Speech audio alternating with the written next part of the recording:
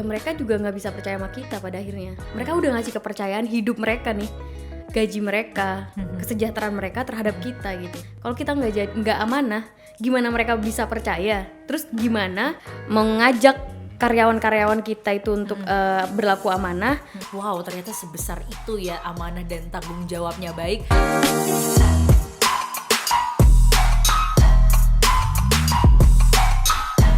Hai Sobat Planter, selamat pagi, siang, sore, malam, kapanpun kamu menonton podcast ini ya. Selamat datang di podcast Akhlak.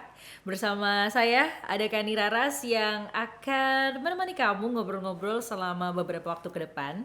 Dan saat ini Raras udah barengan sama salah satu sosok nih. Iya.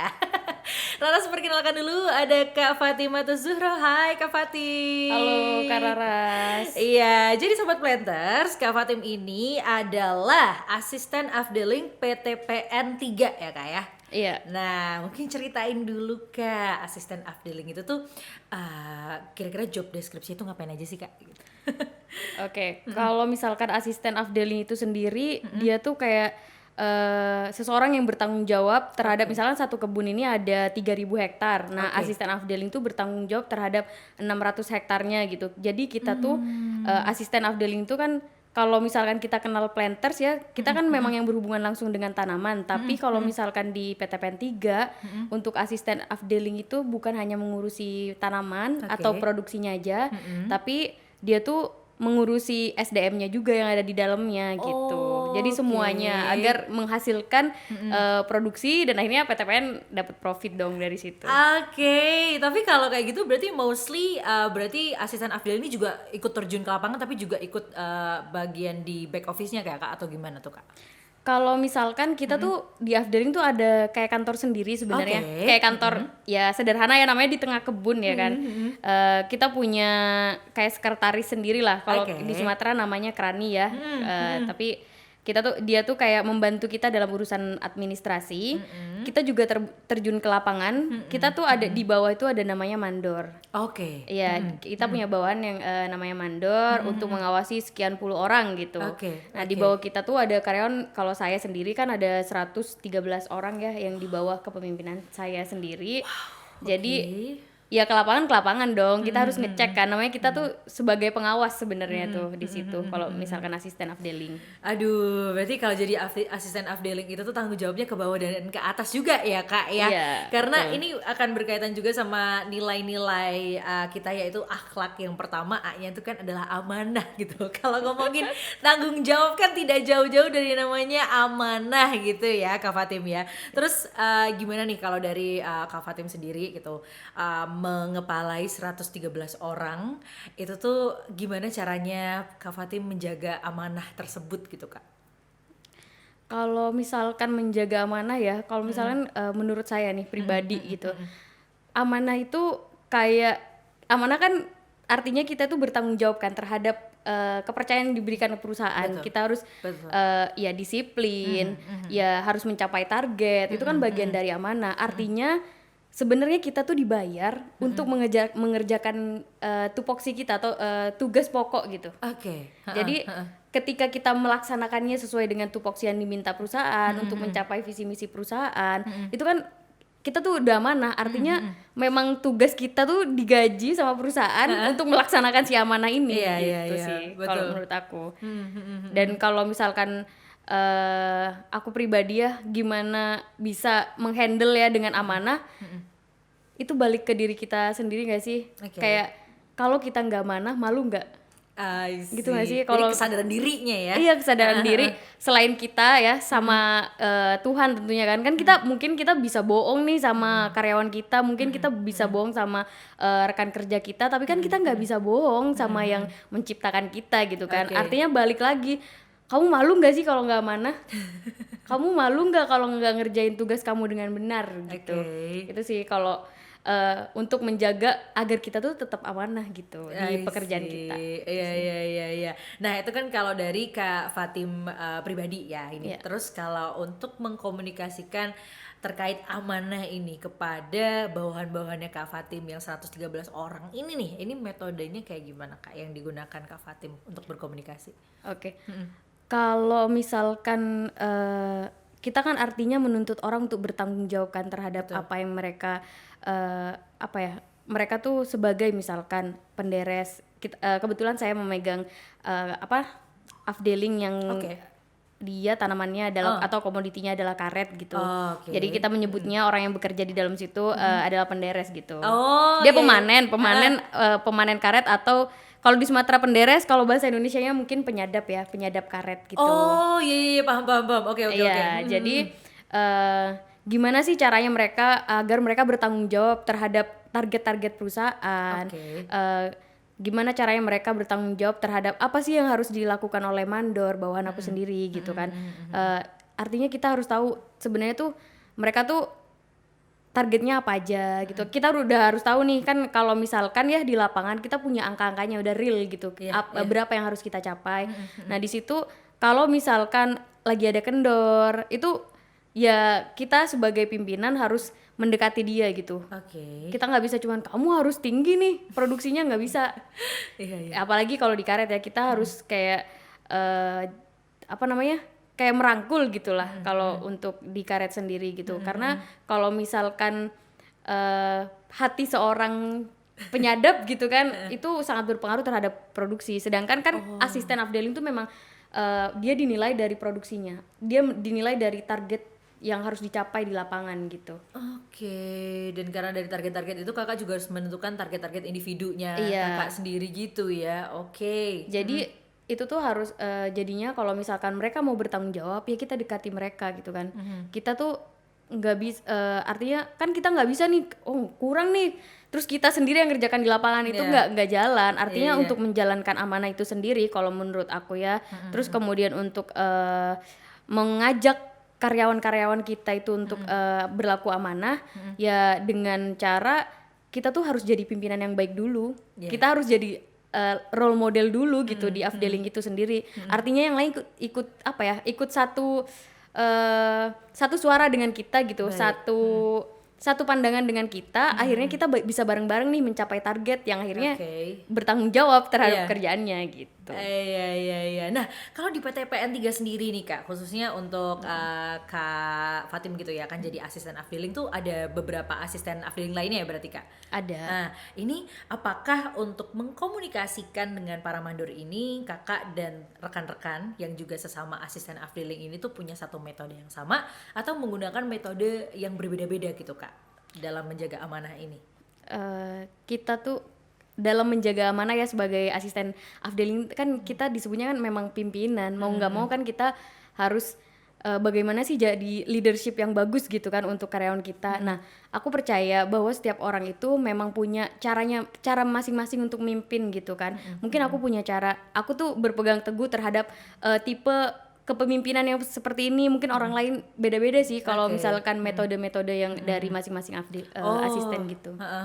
Jadi berbeda-beda gitu Beda. ya. Jadi menggunakan ya yang dipahami masing-masing tapi yang sekiranya juga cukup bisa diberlakukan gitu ya Kak ya. Iya, yang penting dia tercapai gitu.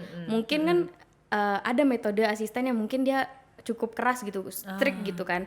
Mungkin ada yang lemah lembut atau mungkin yang banyak hal lah dalam memimpin karyawan kita sampai tujuannya tuh tercapai gitu, sampai si produksinya itu dapet gitu. Oke. Nah, ini gimana kemarin caranya Kak Fatim untuk ngulik, oh sepertinya ini metode yang cocok untuk diterapkan kepada para mandor-mandorku gitu. Selaku pimpinan tuh gimana Kak cara nyari metodenya? Kalau aku gini, a good leaders itu kan a good followers ya. Iya. Jadi kalau aku pakai cara itu, ketika aku dipimpin oleh orang lain nih, aku bakal ngikut gak? Aku bakal ngerjain itu gak? Artinya kalau aku pakai cara itu, aku tuh harus mau dulu gitu. Oke. Kebayang dong kalau misalkan pimpinan kita yang di atas memimpin kita dengan cara yang kayak kok kayak gini sih pimpinan aku gitu Iya, kan. iya. Artinya kan kita tuh ingin menciptakan metode yang kita aja bisa ngelakuin itu gitu. I see, paham. Iya. Kalau aku lebih ke, kalau metode aku ya maksudnya lebih ke kayak memanusiakan manusia gitu. Apalagi makin kesini kan makin banyak anak muda ya Oke. yang dia tuh maunya bukan yang kayak dulu. Kalau mungkin ya kalau kita tuh perkebunan kan dari Belanda gitu kan Iya, dulunya. Jadi kolonialisme masih ya kan. Nah, kalau dulu kan mungkin kalau orang-orang lama, orang-orang yang sudah dulunya perkebunan itu kan ngikut aja gitu kan. Tapi kan kita sekarang udah banyak nih generasi-generasi baru, generasi-generasi yang masih muda masuk perkebunan dan sekarang kan anak-anak muda tuh menuntut kayak kita tuh pengen dimanusiakan gitu. I see, betul. Iya nggak sih mbaknya Iya. maunya gimana, apa mau didiktatorin aja, mau disuruh-suruh aja gitu. Tapi kan kalau sekarang tuh kayak kita lebih ingin dimanusiakan gitu. Betul. Dalam praktiknya berarti seperti apa tuh Kak? Kalau aku misalkan gini, kalau untuk karyawan ya kita pendekatan lah di awal gitu kan. Kita pendekatan, terus kemudian kita harus tahu nih, maksudnya kan kita dalam menentukan keputusan tuh nggak bisa, misalnya ada karyawan telat nih, karyawan telat, terus kemudian kita tuh bapak salah nih telat gitu, padahal harusnya ditanya dulu gitu, bapak telat kenapa? Apakah karena keretanya, gitu, gimana nih Sumatera banget ya? Apakah karena sepeda motornya gitu kan? Apakah karena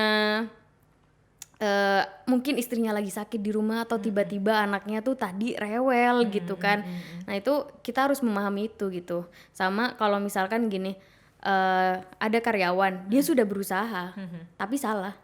Oh ya. Kalau kakak lah berusaha tapi salah, kakak mau langsung dijat kamu salah gitu. Iya. Atau mau diapresiasi dulu, tapi kayaknya lebih bagus seperti ini deh. Oke.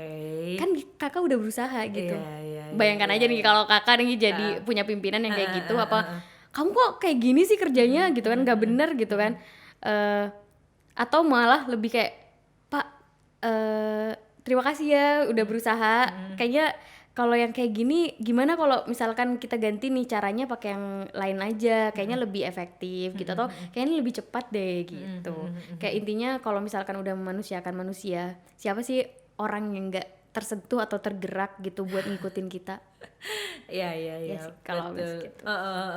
Nah, dengan metode memanusiakan manusia ini Kak, itu kan juga dengan harapannya Kakak amanah dalam menjalankan kewajiban, pun juga dengan bawahannya Kakak ini juga bisa amanah juga dalam melaksanakan kewajibannya. Nah, apakah dalam metode ini tuh Kakak temukan juga salah satunya dengan mungkin program-program leadership yang dilaksanakan oleh PTPN Group, ataukah mungkin ada kayak kelas-kelas kepemimpinan Kak, atau gimana Kak waktu itu Kak?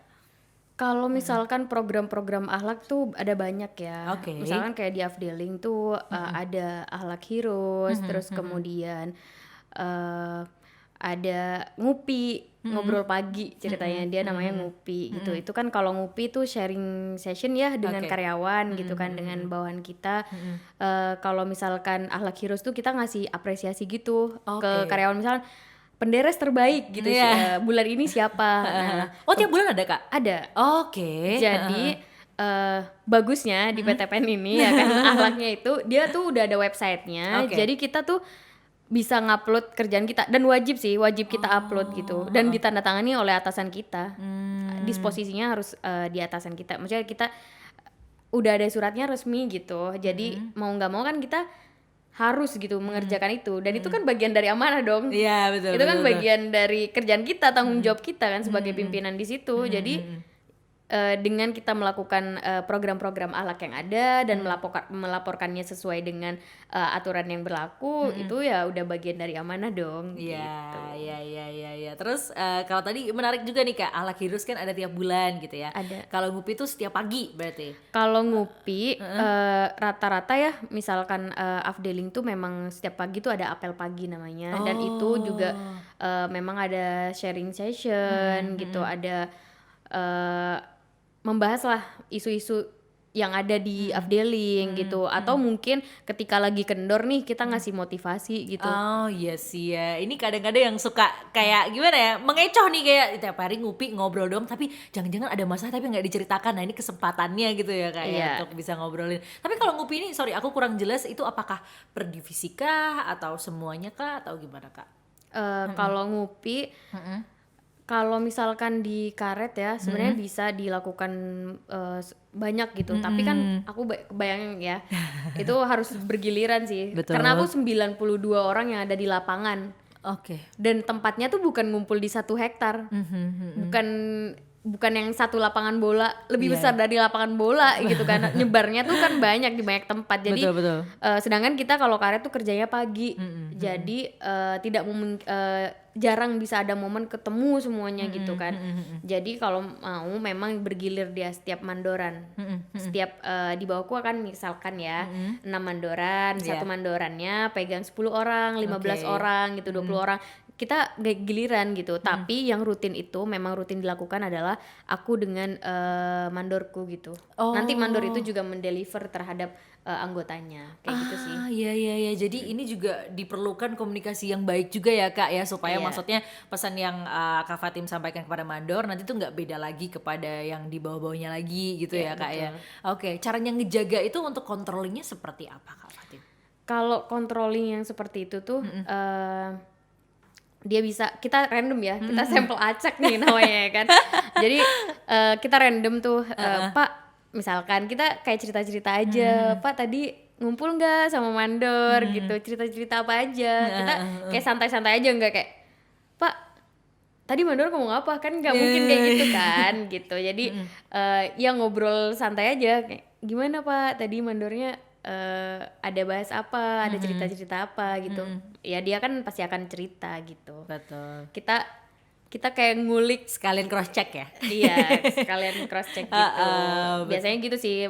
Oh, kok nggak nyampe ya gitu. Ada di mana nih kesalahannya gitu. Apakah yang bersangkutan tidak hadir saat mandornya mendeliver pesan tersebut, atau mungkin memang mandornya tidak menyampaikan. Itu sih yang biasa untuk cross check yang informasi ke yang terbawah gitulah. Iya. Kak, sejauh menjadi asisten afdeling nih gitu, kira-kira kendala apa sih yang pernah dihadapin sama Kak Fatim? Karena gini, mungkin dari kita yang sendiri sudah berusaha menjadi seorang planters yang amanah, yang bertanggung jawab gitu. Tapi mungkin pada fakta lapangannya atau mungkin pada praktiknya kadang terjadi kesalahan-kesalahan minor atau mungkin miskomunikasi yang minor gitu. Sejauh ini yang dihadapin kakak tuh yang seperti apa Kak gitu?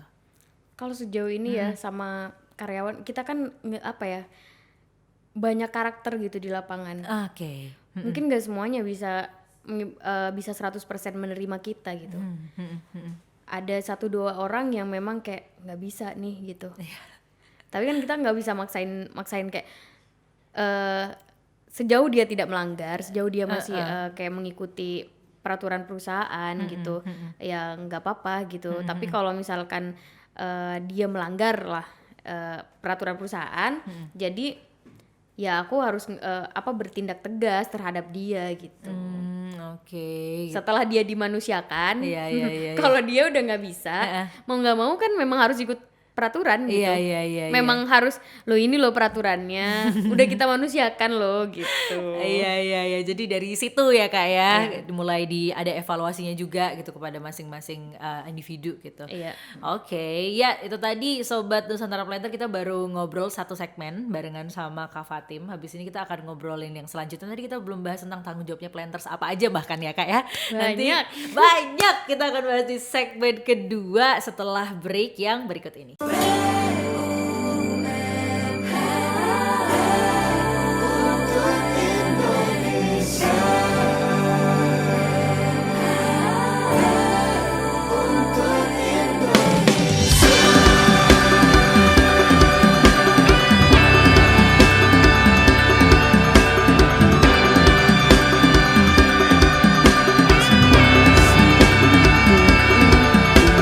Bangkitlah Indonesia untuk maju. Ekonomi tumbuh, rakyat bersatu. Kami hadir dari seluruh penjuru negeri, satukan visi misi untuk Ibu Pertiwi. Yuk bangkitkan negara, 100% untuk Indonesia, tanah air kita. Junjunglah budaya akhlak yang amanah, kompeten, harmonis,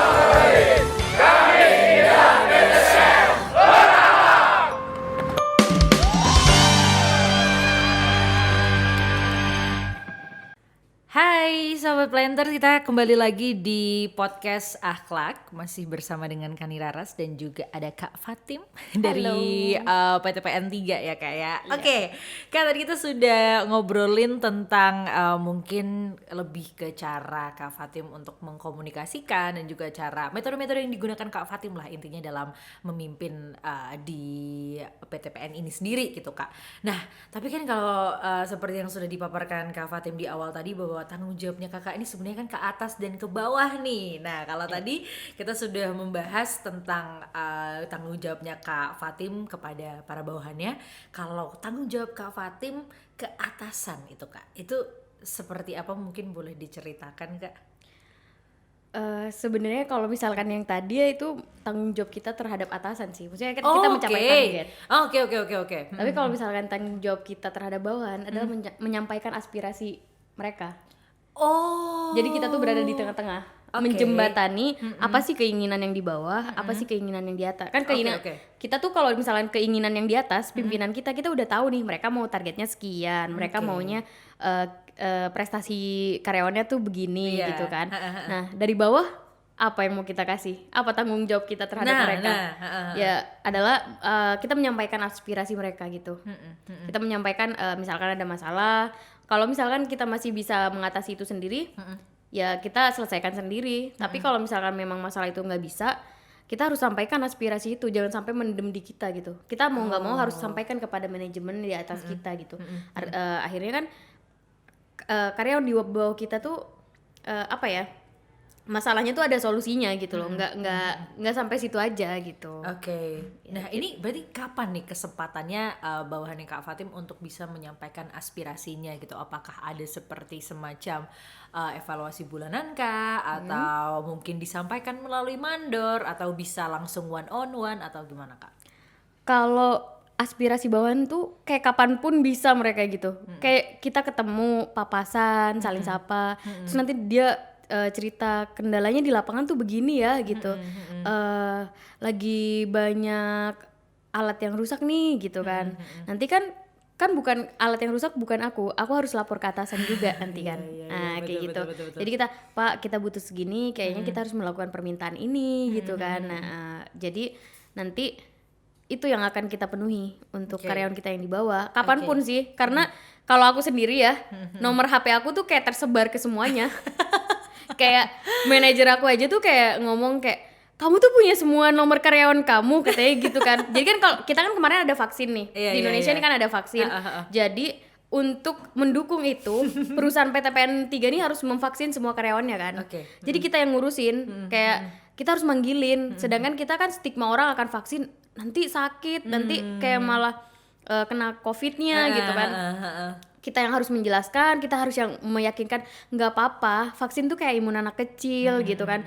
Vaksin tuh kalau misalkan dia sakit demam tuh biasa, ya kayak anak kecil aja kalau habis divaksin, diimunisasi panas gak gitu kan. Nah kayak gitu. Jadi kita harus menjelaskan kalau misalkan nggak ada yang nggak datang nih ke vaksin, kita harus bertanggung jawab terhadap itu. Jadi mau nggak mau, daripada kita estafet ya kan. Jadi aku udah punya list semua nomor-nomor karyawan aku. Jadi mana yang nggak datang, Pak, ayah di mana Pak? Ditunggu ya Pak vaksin sama istrinya ya Pak ya, gitu kan. Jadi keluarganya pun juga menjadi tanggung jawab aku kan. Aspirasi keluarganya. Wow. Itu. Oke. Emang sering ya Kak dari keluarga itu juga misalkan kayak mengeluhkan terkait misal jam kerja atau apa gitu, ada juga yang pernah ada Kalau kasus keluarga itu nggak jam kerja. gitu? Gimana tuh? Keluarga tuh lebih kayak, ini lebih, kita kan mengurusi tanaman dan SDM di dalamnya. Jadi di dalam afdeling itu ada perumahan yang isinya rumah-rumah karyawan. Oh, I see. Jadi kita juga mengurus itu. Om bayangkan jam 12 malam ada kebakaran, siapa yang ditelepon? Dia juga harus, mereka tuh langsung laporan ke aku gitu. Jam 12 malam. Ya gitu. Jadi kayak memang kita ya Pak nanti kita coba hubungi bagian yang bertanggung jawab di listrik gitu. Atau ya udah kita datang ke situ gitu untuk melihat kondisi, memastikan bahwa itu aman. Habis itu balik lagi, besoknya paginya kita komunikasikan untuk diperbaiki kayak gitu. Misalkan ya itu contohnya aja gitu. Atau misalnya ini istrinya Bu, mereka kan manggilnya aku ibu ya. Bu, kayaknya kok gaji suami saya tuh harusnya 4.700.000. Katakanlah segitu ya. Iya, misalnya. katakan ya. Terus tiba-tiba kok cuman masuk 4.200.000 ya Bu, kemana gitu kan. Apakah suaminya ini ngambil pinjaman kah tanpa sepengetahuan istri? Atau dia memasukkan tanda tangan istri, kan kita nggak tahu. Itu kita harus benar-benar cross check kemana sih si 500.000 itu gitu. Kita harus membantu itu. Kita harus mewadahi lah apa keluhan-keluhannya. Terus masalah pribadi pun kita juga harus ikut andil, karena kita harus menjaga keharmonisan di dalam afdeling kita ya. Wow, cakupan amanahnya ini luas sekali ya Kak ya ternyata. Iya, jadi kalau bisa dibilang kan amanah tuh kayak membungkus, karena Iya. tanggung jawab kita kan selain tanaman, tapi SDM-nya juga gitu. Makanya aku kalau aku lihat ya, amanah ini tuh kayak dia pembungkus semua nilai-nilai akhlak menurut aku ya. Karena itu berkaitan sama tanggung jawab. Iya. Kayak ketika kamu mau bertanggung jawab, ya kamu harus juga punya kompeten. Yes. Kamu harus mengharmoniskan ya kan. Kayak gitu tuh ada di dalam kita bertanggung jawab. Kita tuh butuh nilai-nilai akhlak di dalamnya. Makanya aku bilang, wah si amanah nih kayak apa ya, kayak plastik kresek yang bawa semua nilai-nilai di dalamnya gitu, yang butuh nilai-nilai di dalamnya, nilai-nilai lain dari akhlak yang lain gitu. Oke. Nah ini aku jadi tertarik juga nih Kak, karena kan sebagai asisten afdeling ini ternyata baru ada nih bayangannya, wow ternyata sebesar itu ya amanah dan tanggung jawabnya, baik pada tanaman dan juga pada SDM-nya gitu Kak. Mungkin kalau dijabarkan berarti apa aja nih Kak yang menjadi tanggung jawabnya Kak Fatim gitu, curhat dikit. Oh curhat bisa. Nanti takutnya keceplosan ya kan, nggak apa-apa ya. Nyantai-nyantai. Oke.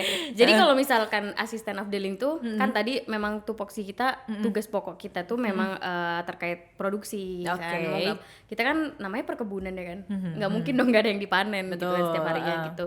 Tapi selain itu untuk menghasilkan produksi sesuai dengan mutu, produksi sesuai dengan target, kita kan harus mengelola SDM yang di dalamnya. Oke. Jadi mengelola SDM itu baik dari pribadi pun kita urusin gitu. Pernah kebayang gak sih Mbak, kayak aku harus ngurus perceraian gitu, keluarga, Katakanlah, karyawan, yang dimana aku sendiri belum nikah gitu kan. Mau kita ngasih wejangan, kita harus seperti itu gitu.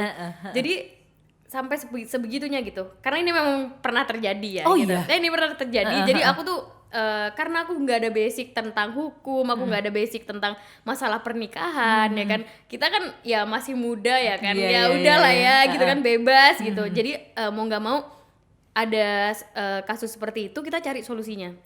Aku nanya sama anak hukum, aku nanya sama orang-orang yang bisa lah ngasih link kayak referensinya tentang perceraian tuh apa ya, terkait nafkah keluarga tuh bagaimana ya hukumnya, apakah ini bisa masuk ke pidana nantinya, atau hanya sampai pengadilan agama yang kayak gitu. Sampai ngurus seperti itu gitu. Kita benar-benar ngurusin si SDM-nya ini, si keharmonisan lah di dalamnya gitu, sampai ya karyawan ini nyaman gitu kerja di perusahaan kita. Itu sih. Oke, jadi bahkan ya bener-bener SDM-nya ini betul-betul diperhatikan gitu ya Kak ya. Iya. Oke. Dia kalau kita ibaratkan, kita kan pegang tuh sekitar 565. Kalau aku 565 hektar gitu. Mungkin asisten lain kalau sawit mungkin lebih luas, tapi orangnya lebih sedikit. Oh. Gitu. Beda-beda komoditas, beda titik kritis ya gitu. Oke. Jadi kalau misalkan afdeling itu sendiri, itu tuh kayak asistennya itu kayak kepala desa. Iya gak sih? Iya Kalau sih. kalau dibayang-bayangin kayak kepala desa iya. yang ngurusin dari keluarganya, yang ngurusin tanggung jawabnya yang memang tanggung jawab terhadap produksinya. Kepala desa gitu juga gak sih? Iya sih. Ya kurang lebih lah seperti itu. Oke, ya ini mungkin salah satu bentuk amanah yang dijalankan juga ya sama Kak Fatim gitu Kak. Tapi menurut Kakak pribadi gitu, pentingnya apa sih Kak kita tuh selalu menjaga amanah baik ke atas maupun ke bawah gitu. Dari yang ke bawah dulu deh gitu. Kalau kita menjaga amanah ya, kita kan role model untuk mereka. Kalau misalkan kita nggak jadi role model untuk mereka, ya mereka juga nggak bisa percaya sama kita pada akhirnya. Mereka udah ngasih kepercayaan hidup mereka nih, gaji mereka, kesejahteraan mereka terhadap kita gitu. Kalau kita nggak amanah, gimana mereka bisa percaya? Terus gimana karyawan di bawah kita ini bisa mencapai target gitu? Sedangkan itu kan amanah kita terhadap atasan kita gitu. Jadi kan kita harus jadi role model dulu, kita harus bener-bener amanah agar kita tuh bisa orang lain tuh percaya sama kita, anggota kita tuh percaya sama kita, dan akhirnya atasan pun juga percaya bahwa oh si asisten afdeling ini bisa nih, kita kasih amanah segini, targetnya segini gitu kan, untuk mengelola ini tuh bisa gitu. Itu sih. Jadi ketika nanti yang dari bawah juga sudah mempercayai gitu ya Kak ya, dari atas juga melihat ya hasil yang terlihat gitu kan ya Kak. Iya, karena jadinya berkesinambungan gak sih? Betul sih, betul. Iya, kayak aku bilang tadi yang di pertama ya, kalau misalkan kita tuh emang harus amanah terhadap diri kita sendiri gitu. Itu sih. Jadi dimulai dari diri sendiri dulu. Iya. Kesadaran dirinya ya Kak ya. Iya betul. Kayak malu gak sih? Jujur kayak kadang kan kita was-was nggak kalau misalkan nih kerjaan aku bagus nggak ya gitu, atau pimpinan aku tuh cocok nggak dengan kerjaku yang seperti ini gitu kan. Karena mungkin ada pimpinan, oh tadi kalau misalkan masalah sama pimpinan ya kan. Iya. Nah itu kita kan beda ya, karena kita tuh ada gap generation kan sama pimpinan kita kan. Nggak jarang yang kita ketemu yang milenial gitu pimpinan kita gitu kan, jarang gitu kan. Iya. Jadi di situ tuh mereka punya caranya sendiri gitu kan, kita punya caranya sendiri gitu kan. Mereka punya mungkin kita cara untuk mencapai target yang dikasih beliau gitu, atau yang dikasih perusahaan itu tuh dengan cara A kita, tapi menurut beliau harus dengan cara B gitu. Nah untuk mencapai target tersebut yang dimana itu menjadi tupoksi kita ya, menjadi tanggung jawab kita, mau nggak mau komunikasinya harus bagus gitu kita sama atasan. Iya. Apa Kak kira-kira kemungkinan terburuk yang terjadi kalau misalkan Kakak tidak menjaga amanah ini gitu? Kemungkinan terburuk dipecat lah. Enggak maksudnya kayak mempengaruhinya tuh seperti apa gitu loh. Ininya terhadap siapa nih? Terhadap akunya? Terhadap ya yang atau terhadap perusahaan. Otomatis ya nggak akan tercapai ketika kita nggak amanah. Gimana karyawan itu bakal ngikut aturan kita, gimana karyawan itu akan percaya bahwa aturan perusahaan itu memang bagus itu untuk menjaga kinerja gitu kan. Otomatis yang nggak akan tercapai produksinya, di bawah itu akan semrawut, ya kan, mungkin akan nantinya tidak harmonis berkaitan sama nilai akhlak yang lain, ya kan. Akhirnya ya visi misi perusahaan nggak tercapai, yang katanya mau kelas dunia yang nggak jadi kelas dunia dong, stuck di situ aja, pencapaiannya sampai situ aja gitu sih. Itu kalau kita nggak amanah. Kamu bayangin kalau misalkan nggak amanah, koruptor deh, itu kan nggak amanah gak sih? Bayangin kalau misalkan asisten afdeling nggak amanah sampai kayak gitu, perusahaan ini mau dibawa kemana? Bangkrut nggak sih? Betul. Ya kan dia akan stuck di situ, di titik itu sih menurut aku ya. Iya. Tapi menurut kakak gimana nih? Kalau kakak punya perusahaan, terus ternyata kakak CEO-nya ya, terus kakak punya karyawan-karyawan yang memimpin orang lain, katakanlah manajer sales ya, yang membawahi sales, terus manajernya nggak amanah. Iya sih, nggak ada keuntungan, dua juga secara struktural juga tidak berjalan sebagaimana mestinya, itu sih. Iya, kayak kolaps gak sih perusahaannya nanti? Iya, kayak gitu loh juga, itu sama sih. Aku tadi lebih penasaran ke bagaimana mempengaruhi struktur, dan tadi sudah dijabarkan juga sih sama Kak Fatim bahwa ya betul sih, ketika maksudnya seorang asisten afdeling tidak menjalankan amanah sebagaimana mestinya, itu kan ya seperti yang Kakak paparkan juga bahwa banyak hidup bergantung ya istilahnya pada si Iya. kepala desa ini ya. Kepala desa. Oke, baik. Kepala desa. Iya kan, Iya, jadi iya. maksudnya secara struktural juga nanti bisa mempengaruhi ya mungkin endingnya ya itu tadi mungkin perusahaannya bisa dalam bahaya, tidak ada keuntungan tapi di bawahnya juga kan sudah mempercayakan ini kepada kakak jadi Iya. memang wow banyak sekali ya yang yang harus pertanggungjawabkan gitu ya kak ya. Iya, Oke. Nah sekarang kita akan ngobrolin tentang mungkin internalisasi dari nilai amanah itu sendiri gitu kak. Gimana mungkin kalau dari pimpinan kakak kepada Kak Fatim dulu aja deh, itu gimana caranya untuk menanamkan nilai amanah itu? Kalau nilai amanah ya untuk karyawan ya, kita kan nggak bisa karyawan nih kan banyak pendidikannya yang nggak setinggi yang kita bayangkan gitu kan. Oke. Kita kan nggak bisa, Pak harus amanah ya, harus begini gitu. Mungkin beberapa orang mungkin bisa, tapi bagaimana menjaga mereka untuk tetap amanah gitu, bagaimana mereka menjaga bahwa mereka akan tetap bertanggung jawab. Itu tadi kita harus punya kayak kita punya kayak barrier gitu loh, kayak kita punya batasannya atau kita punya cara yang gampang untuk melakukan evaluasi gitu. Kayak misalkan amanah mereka ya kalian tuh harus bisa menghasilkan produksi segini 100 Oke. kilo misalkan Oke. atau 50 kilo.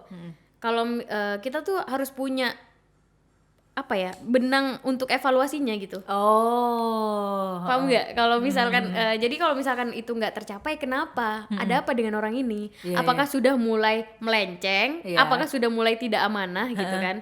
Jadi kalau misalkan itu kita yang harus menjaga mereka gitu. Karena nggak semua karyawan kita yang di bawah itu paham gitu ketika kita jelaskan. Mau dijelaskan mungkin tupoksi yang tugas mereka tuh kebanyakan taunya aku tuh harus menderes jam sekian. Bangunnya pagi ya. Kita kalau di karet jam 5:30 ya untuk saat ini. Dulu pernah jam 4 pagi. Oke. 1 jam sebelum subuh ya kan. Dulu pernah kayak gitu. Jadi mereka tuh kita yang harus membentengi ya. Oh, oke. Iya, kayak misalkan mereka harus bangun pagi, disiplin nih gitu kan. Ya kita harus disiplin juga jadi pimpinan dan kita yang harus menentukan. Kita kan Pak, kan nggak bisa cuma diomongin doang dong. Kayak gitu misalkan Pak besok 5:30 ya, taunya dia nggak datang. Ya nggak mau kita yang harus, kalau udah nggak bisa dibilangin ya kita tungguin aja di areal dia. Datang nggak dia jam segitu, udah ada di situ nggak, udah mulai gitu. Artinya kita memang harus punya hal-hal yang memang udah sepatutnya untuk dievaluasi gitu. Punya batas-batasnya, nggak mungkin kita biarkan gitu aja gitu. Kita harus evaluasi, diulangi lagi nggak, terus kayak gitu. Emang harus rajin-rajin evaluasi lah. Kalau misalkan untuk agar si karyawan ini tetap Pada koridornya. pada koridornya, tetap amanah ya kan. Iya. Ya, itu sih. Oke. Dan kalau yang seperti itu maksudnya kayak evaluasinya itu memang dilakukan secara berkala atau gimana kak? Kalau kita sebenarnya kalau dari produksi itu bisa tiap hari. Oh. Bisa tiap hari. Ini nanti makin dalam makin ke teknis sebenarnya. Karena kalau misalnya kita lagi ngomongin tanaman itu banyak banget ya. Oh, kalau misalkan produksi sekian nih, kok turun ya 5 kilo gitu kan. Kok turun 5 kilo. Nih orang kemana nih? Apakah kok teman-temannya nggak turun sebegitunya? Kalau misalkan mereka turun berbarengan, berarti kan ada faktor eksternal ya yang terjadi gitu di lapangan. Tapi kalau misalkan dia sendiri kenapa? Tapi kita nggak boleh langsung ngejudge dong. Kita manusia kan dia dulu. Kita Betul. tanya apakah mungkin semalam dia moodnya kurang bagus karena ada permasalahan di keluarga. Itu makanya tadi kita harus pendekatan kayak gitu. Oke. Itu sih. Jadi memang harus ditelusuri ya alasannya Iya, apa iya. gitu, Kak. Tapi kalau evaluasi memang tiap hari ada gitu. Kalau misalkan mereka kan memang tugasnya untuk mengurus masalah produksi ya kan. Ya. Jadi memang kita bisa bisa lihat dari angka-angka. Oke. Tiap hari. Kalau evaluasi asisten afdelingnya kak itu gimana? Apakah ada per semester kah atau gimana sistemnya? Evaluasi kita. Kalau evaluasi kita itu kan manajer tuh juga bisa, oke. askep juga bisa. Nah. Kok kamu segini sih produksinya? Oh jadi bisa tiap hari juga ya kayak? Bisa jam 10 malam juga. kok kamu segini, kok mutunya kayak gini hari ini nih, kenapa? Udah 10 malam gitu. nanyain karet nih ya. Gak apa-apa. Iya. Tupoksi kita 24 jam di Iya, kebun. iya. Jadi nggak masalah gitu. Oke, jadi memang ya memang namanya evaluasi itu kan ya kadang itu tadi ya Kak, kita perlu cari tahu alasannya apa gitu kan, yang jelas apakah perkara teknis atau perkara pribadi gitu. Jadi ya aku suka dengan caranya Kak Fatim sih yang memanusiakan manusia ini. Jadi memang dari bawahannya Kak Fatim pun juga nggak sungkan gitu ya mungkin nyebutnya kalau untuk memberikan aspirasinya Oh tuh iya. kan. Iya. Karena saya juga belajar dari manajer saya.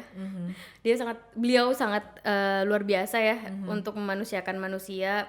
Kebetulan kan saya nih punya prinsip yang apa ya, memanusiakan manusia. Dan manajer saya juga seperti itu gitu. Jadi kita sejalan. Jadi kayak alhamdulillahnya ketemu sama manajer yang klop gitu. Jadi kita sejalan gitu. Beliau tuh kayak mengajarkan misalkan kayak gini, kalau manajer saya, kalau kamu mau kalibrasi pekerjaan orang, kita kan nggak bisa cuman kalibrasi sejam dia dapat pekerjaannya tuh berapa hektar. Oh berarti kalau 1 hari kerja misalkan 1 jam dia dapat 1 hektar, misalnya. Terus kalau dia 7 jam kerja, berarti dia harus dapat 7 hektar dong gitu. Atau dia kalau sehari harusnya dia bisa nih 8 hektar gitu. Tapi kalau kita memanusiakan manusia, kita tuh kalau kalibrasi nggak bisa kayak gitu. Kita harus melihat memang 1 hari itu full dari pagi sampai sore. Tenaga manusia itu kan nggak akan sama setiap harinya. Dia kan bukan mesin, Mbak. Gitu kan. Jadi dia harus, kalau kalibrasi nggak bisa segitu. Kita harus melihat jam istirahat dia, tenaga dia mulai menurun gitu kan, mungkin di siang sampai sore gitu kan. Apa kita paksa sama gitu kan enggak. Makanya kalau manajer saya mengajarkan gitu kan, memang dia harus kita lihat sampai seharian dapat berapa dia. Itu memang tenaga manusia kan. Kalau robot kita 1 jam dapatnya 1 hektar ya gitu kan. Bisa dihitung secara matematis ya. Iya, kalau manusia kan memang harus ngelihat itunya, waktu istirahatnya, mulai menurunnya tenaga, kayak gitu. Jadi manajer aku tuh memang bener-bener kayak luar biasa dia memanusiakan manusia gitu. Dan aku cocok kayak memang kayaknya mimpin tuh nggak harus yang keras gitu yang keras terus kemudian diktator, kayaknya enggak deh. Ternyata dengan memanusiakan manusia yang bawahnya gerak kok. Buktinya aku gerak kok di bawah pimpinan manajer aku gitu kan. Itu sih. Iya. Oke, itu tadi Sobat Nusantara Planters. Habis ini kita akan lanjut ke segmen ketiga yang bakal lebih banyak menceritakan tentang sharing-sharing pengalamannya Kak Fatim ya Kak. Kayaknya dari tadi udah pengalaman semua tuh curhat ya kan. Iya, nanti bakalan lebih banyak lagi di segmen ketiga ini Sobat Nusantara Planters. Jadi kita break sebentar ya.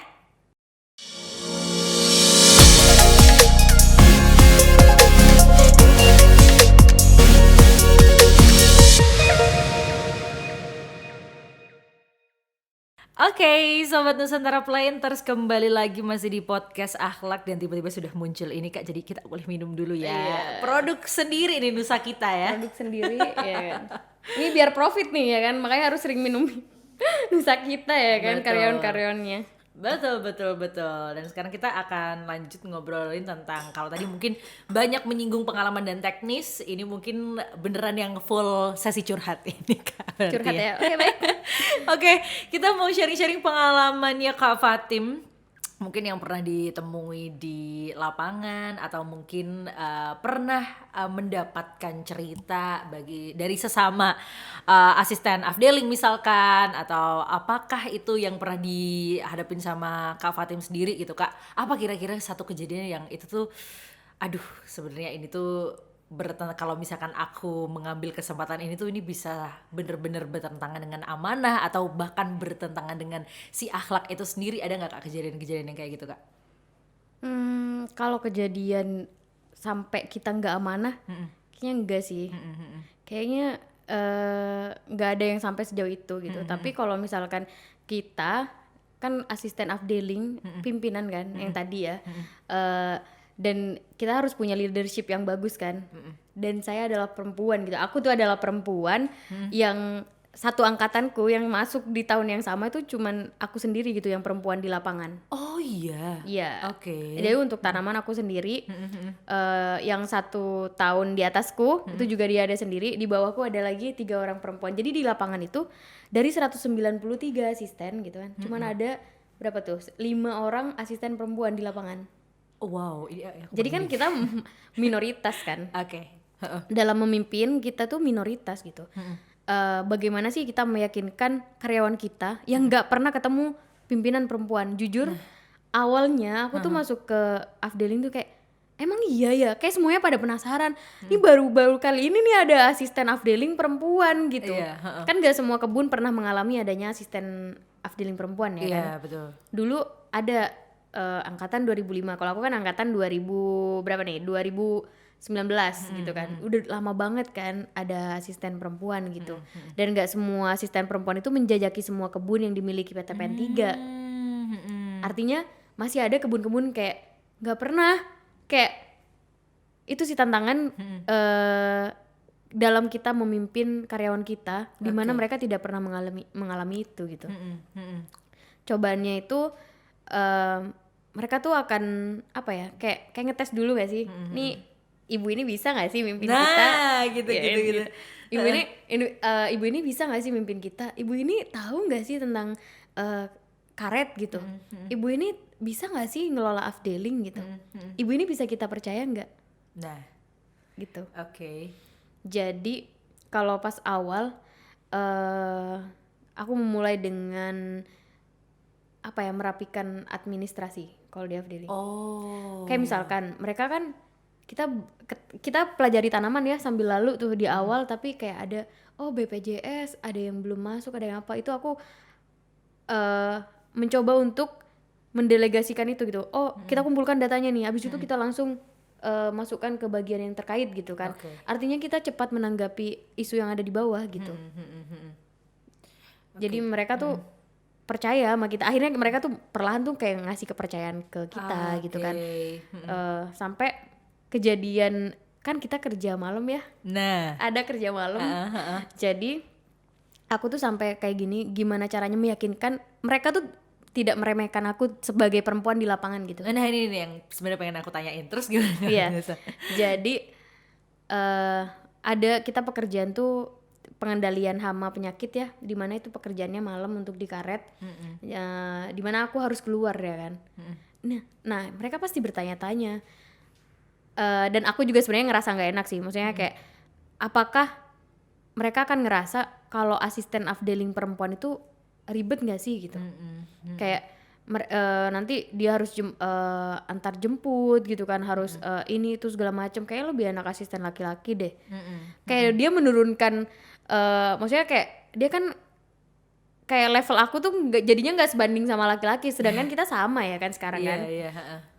Jadi untuk mengatasi itu pas awal-awal aku keluar tuh ke lapangan malam-malam jam 12 sendiri untuk, jadi kan kalau dari rumahku ke pusat kantorku gitu, kantor Afdelingku itu ada sekitar 2 kilo lah, 2 kilo 3 kilo gitu.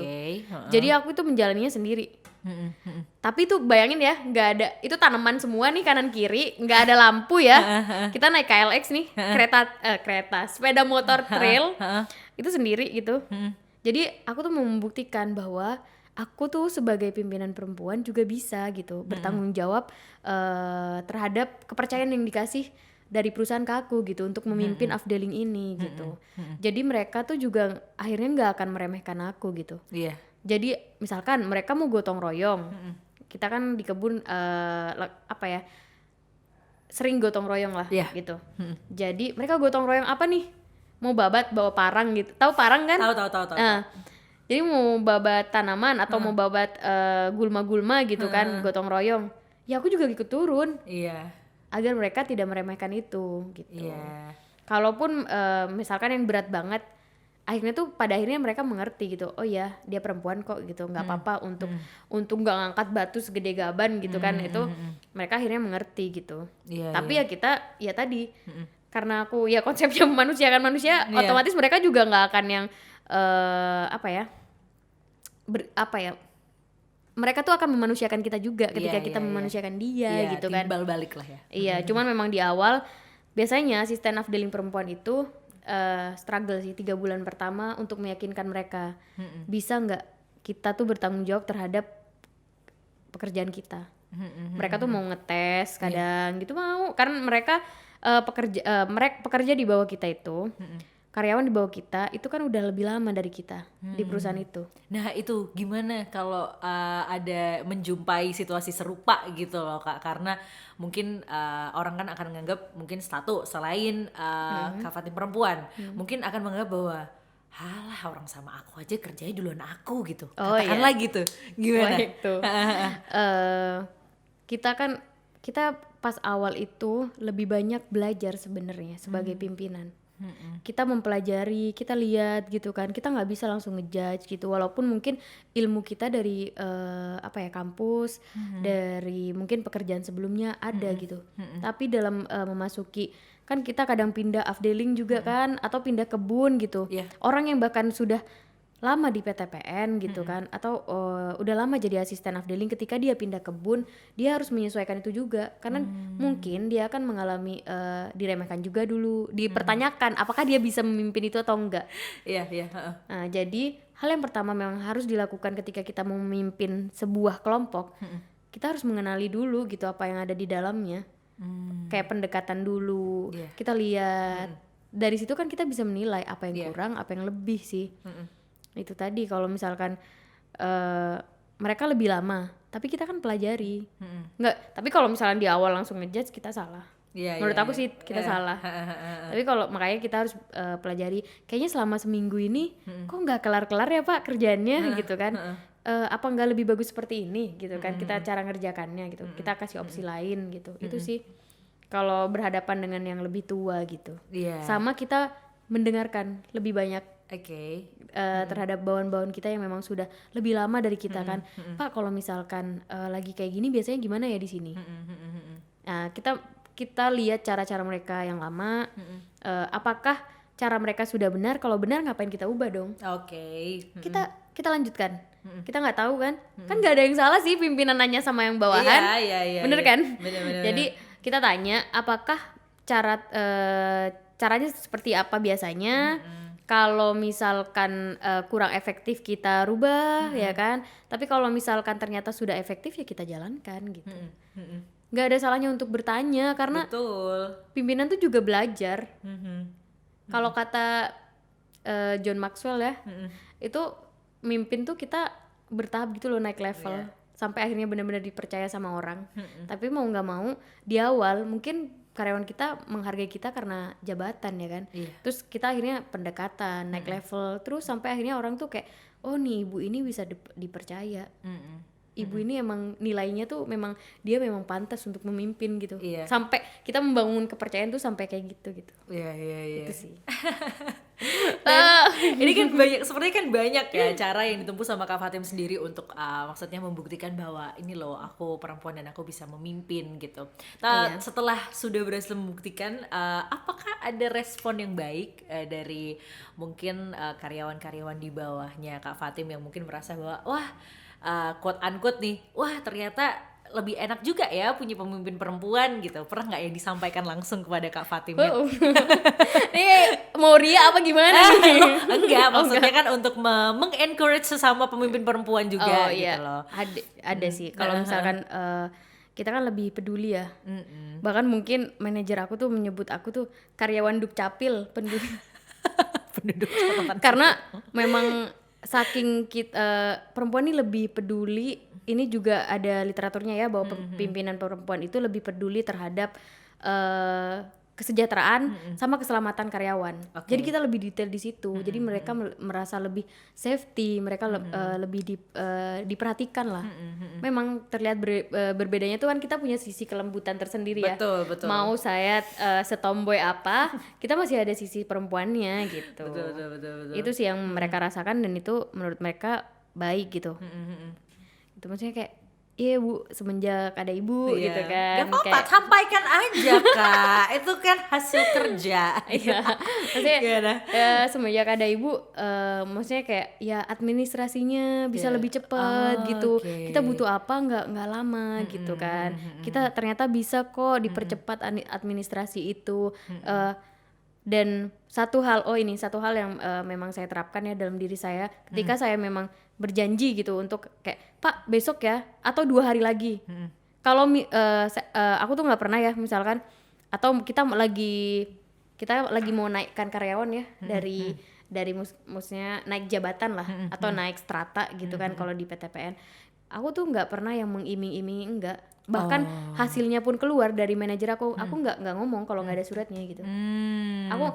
Aku sering bilang gini, istilahnya kalau di Sumatera, saya nggak mau ngasih angin surga Pak, saya kasih kepastian. Jadi di situ itu juga yang bisa bikin karyawan tuh percaya, karena apa yang aku omongin itu yang akan aku kerjakan, itu yang akan misalnya Pak 2 hari lagi ya alatnya datang, ya 2 hari lagi datang gitu. Iya. Kalau Iya, enggak Pak maaf ya belum, saya belum dapat konfirmasi bahwa itu akan ada nih dalam waktu dekat, mungkin minggu depan Pak, nanti saya konfirmasi lagi gitu. Utarakan aja apa yang ada gitu, kita jujur aja, jangan kasih angin surga. Kayaknya 1 hari lagi deh Pak, taunya dia seminggu ya kan.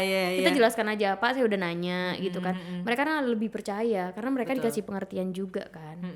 Itu sih kita mereka tuh kalau karyawan aku sih ngerasa di situ. Kalau ibu bilang 2 hari ya 2 hari gitu, 3 hari 3 hari. Kalau kapannya keluar itu keluar gitu. Jadi itu yang bikin mereka percaya sama aku gitu sih kalau di lapangan. Jadi ya apa adanya lah ya, maksudnya yang keadaan seperti apa dikomunikasikan dan dijelaskan aja gitu ya Kak. Iya. Kuncinya amanah, kuncinya dipercaya sih. Kalau dari karyawan yang di bawah kita, kita emang jaga apa ya omongan kita gitu. Betul. Emang jaga kedisiplinan kita gitu. Ya jangan molor, jangan apa gitu kan. Emang harus sedetail itu gitu. Harus ngasih tahu sama orangnya. Kalau enggak orang kan bakal salah paham sih. Iya. Iya. Komunikasi yang baik. Kalau kita balik ngobrolin tentang nilai akhlak khususnya amanah ini ya Kak ya gitu. Ini lebih ke pendapat pribadi sih gitu. Mungkin orang tuh akan ngerasa kayak aduh segitunya banget sih kerja, emang apa sih sebenarnya pentingnya kita tuh menjaga amanah? Gimana kalau dari Kak Fatim sendiri? Kalau aku ya seberapa pentingnya itu menjaga amanah, kayak kita tuh dinilai berdasarkan nilai diri kita nggak sih? Kalau kita nggak amanah, kamu percaya nggak sama diri kamu sendiri? Oke. Itu sih kalau aku tuh kayak kalau aku kayak ada yang ngeganjel gitu. Seberapa penting amanah ini tuh, kalau kita nggak amanah, aduh kayak malu. Itu tadi kayak yang kayak di awal ya, malu banget. Kayak nggak jujur. Kamu bayangin amanah ini kan jujur juga ya. Jujur sama diri kita sendiri. Kalau kita udah nipu diri kita sendiri gitu kan. Kayak seolah-olah kita amanah gitu, padahal enggak gitu kan di luar situ. Kayak malu, kayak jadinya munafik gak sih? Gitu. Jadinya nilai diri kita tuh aduh semuanya nih fake gitu. Fake ya. Jadi memang itu udah paling tolok ukur paling dasar ya sebenarnya itu ya untuk bisa menjaga amanah itu sendiri ya Kak ya. Iya, nggak tahu kalau pribadi aku sendiri ya emang kayak malu, emang malu lah apa yang kalau misalkan kerjaan kita nggak beres, terus kayak kita udah diamanahkan ternyata kita nggak ngerjain itu gitu. Menurut aku itu malu, soalnya ya kita digaji, kita dikasih apa ya kepercayaan, terus kita nggak amanah, yang ngapain kita dapat gaji dari situ gitu. Iya.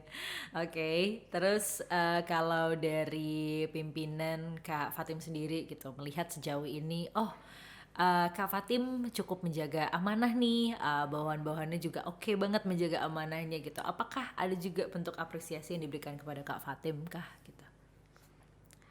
Kalau apresiasi misalkan piagam penghargaan gitu Enggak sih, nggak maksudnya ada. kayak kamu kerja oke nih, sesimpel itu aja gitu. percaya nggak sih kalau misalkan pimpinan yang percaya sama bawahannya, dia akan sering ngasih kepercayaan lain gitu. Oh, Iya nggak? jadi rewardnya tuh di situ ya. Jadi Iya nggak kayak sih? diberi kepercayaan lain gitu Dia ya. akan, kalau misalkan kakak, kita bayangkan ya, kakak punya bawahan, kakak udah ngasih tugas sama dia, dia nggak ngerjakan itu, kakak bakal ngasih tugas lagi nggak ke dia? Gimana sih? Kakak misalkan butuh bantuan, kakak bakal minta bantuan sama dia nggak? Iya, kayak males-males gitu sih, kayak ya nggak kelar kemarin dikasih gitu nggak Iya. sih? Iya, Itu iya. juga maksudnya kayak aku tuh sebenarnya nggak enakan ya kalau misalnya itu nggak dikerjain gitu. Dan ketika orang udah percaya sama kita, tiba-tiba dia, kok bapak ini nggak nyuruh ya gitu. Kayak ada yang salah nih dari dia. Kok bapak ini udah, misalkan kita suka diskusi sama bapak ini tuh tiba-tiba bapak ini nggak diskusi sama kita. Ada yang salah nggak ya dari diri aku gitu. Kalau aku tuh karena senang karena senang mendapatkan kepercayaannya. Wah. Jadi kayak ada yang kurang gitu. Kalau manajer aku tuh askep aku juga, dia kalau misalkan ini si Zuhro, aku dipanggil di Sumatera tuh Zuhro ya.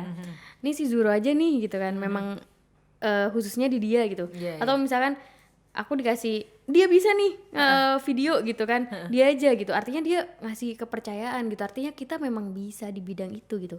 Dia mengapresiasi apa yang bakat kita punya, dia mengapresiasi apa yang kita bisa gitu. Kebayang kalau kakak bisa siaran, tapi kakak nggak disuruh siaran, Iya sih. nggak enak nggak sih? Iya, iya, iya, Nah, iya, iya, gitu. iya. Oke, jadi dari situ kakak tuh merasa bahwa wah ternyata diberi kepercayaan lain itu rewarding ya buat diri Iya. sendiri gitu ya. Iya, betul. Beda ya sama yang ketika cuman nyuruh-nyuruh aja Iya, gitu, itu beda kan? pasti. Feel-nya beda. Heeh. Beda ketika dia ini kerjakan ya, ini kerjakan gitu. Kayak cuman nyuruh aja tapi Gak mau kakak berkembang ya, iya gak sih? Kalau Iya, misalnya dikasih iya, kesempatan iya. baru kan kayak berarti yang memberi kepercayaan ini juga pengen aku belajar dan pengen berkembang gitu gak sih? iya, bener. Oke, Kak Fatim, mungkin tadi sharing-sharingnya udah banyak banget, dan untuk nge-wrap up obrolan kita hari ini, mungkin kalau dari Kak Fatim, apakah ada tips, saran, atau mungkin closing statement dari kakak pribadi untuk menjaga amanah ini sendiri itu gimana Kak? Oh, ini untuk sobat planters ya. Oke. Untuk sobat planters yang di luar sana yang dengerin podcast ini gitu kan. Jadi kalau kalian mau jadi amanah sebagai seorang planters, kalian tuh harus menjadi pimpinan yang baik bagi karyawan-karyawan kalian. Itu sih. Hidup memanusiakan manusia ya kan. Leadershipnya itu sih. Kuncinya adalah kita harus jadi pimpinan yang baik, kita harus jadi contoh yang baik bagi karyawan kita. Tuh. Jessica. Alright, seru banget obrolan hari ini ya. Jadi semoga sukses terus buat Kak Fatim, selalu memimpin dengan memanusiakan manusia ya Kak ya. Iya, hidup memanusiakan manusia. Kita harus menyebarkan itu, Kak. Yes, Ya. oke. Itu tadi Sobat Planters obrolan aku barengan sama Kak Fatim. Yang ini seru banget, bener-bener sangat membuka wawasan. Semoga kamu juga dapat insight-insight baru, dapat pandangan-pandangan, dan juga mungkin dapat kayak ya sedikit pencerahan baru ya untuk kamu dalam memimpin atau mungkin sebagai karyawan PTPN. Kalau gitu sampai ketemu di podcast Akhlak minggu depan, masih barengan sama aku Kani Raras. Bye bye.